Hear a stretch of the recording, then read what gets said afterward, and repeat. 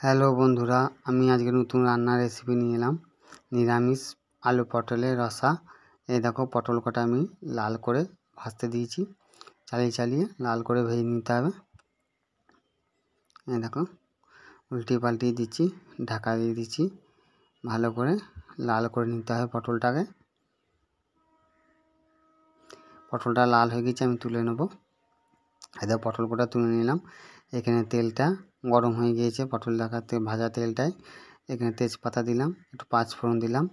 এখানে আলু আছে, কচু আছে, কেটে ধুয়ে ভালো করে রেখেছি। এটা আমি একটু লাল করে ভেজে নেব ঢেকে ঢেকে। ঢাকা দিয়ে ঢাকা খুলে আবার লাল করে ভেজে নিতে হবে।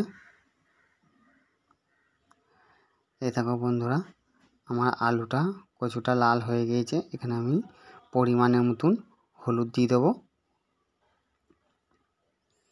এই দেখো, এখানে আমি হলুদ দিয়ে একটু লাল করে ভেজে নেব।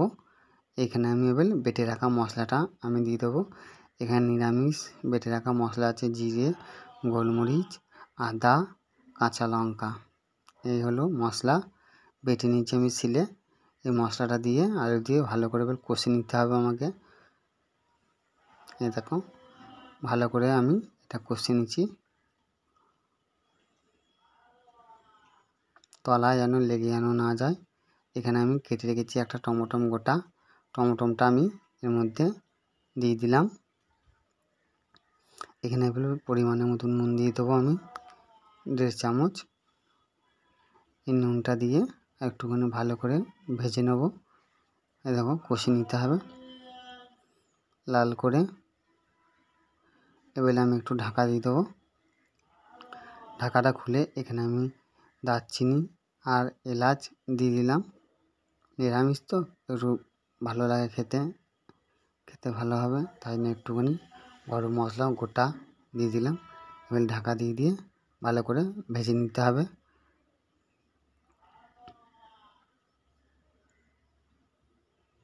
এখানে আমি এবার ভেজে রাখা পটলটাও আমি এর মধ্যে দিয়ে দেবো। এই দেখো বন্ধুরা, আমি পটলটাও আমি দিয়ে দিলাম। পটলটা দিয়ে একটু কষে নিতে হবে ভালো করে।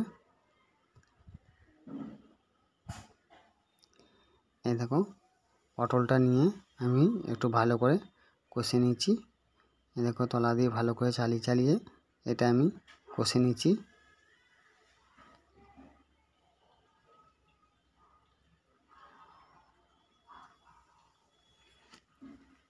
এটা আমার কষা হয়ে গিয়েছে বন্ধুরা।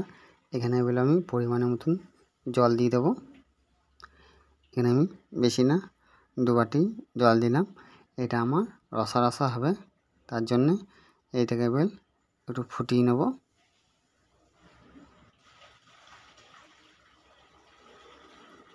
এখানে একটু অল্প পরিমাণে চিনি দিয়ে দিলাম।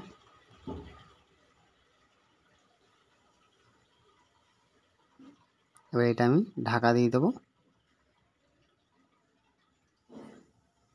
এই দেখো, ফুটে গিয়েছে ঝোলটা। এবার একটু আমি আঁচটা কমিয়ে ঢাকা দেবো এটাকে। আলুটা আমার সেদ্ধ হয়ে যাবে। এই দেখো বন্ধুরা, খুব সুন্দর করে এখানে আমি কটা আলু ভেঙে নেব, একটুখানি গুঁড়ো করে নেবো, তাহলে একটুখানি মাখা মাখা হবে গ্রেভিটা। এই দেখো, আলু পটলের বন্ধুরা এটা হলো রসা। কালারটা খুব সুন্দর হয়েছে। দেখো, তোমরাও এরকম করে বাড়িতে বানাইতে পারো আলু পটলের রসা।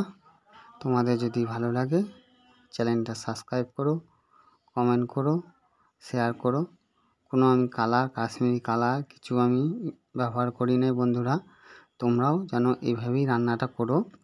আমি যেভাবে রান্নাটা করেছি তাহলে আমার মতনই রান্নাটা হবে। আর ভালো লাগলে সাবস্ক্রাইব করো, চ্যানেলটা শেয়ার করো, কমেন্ট করো।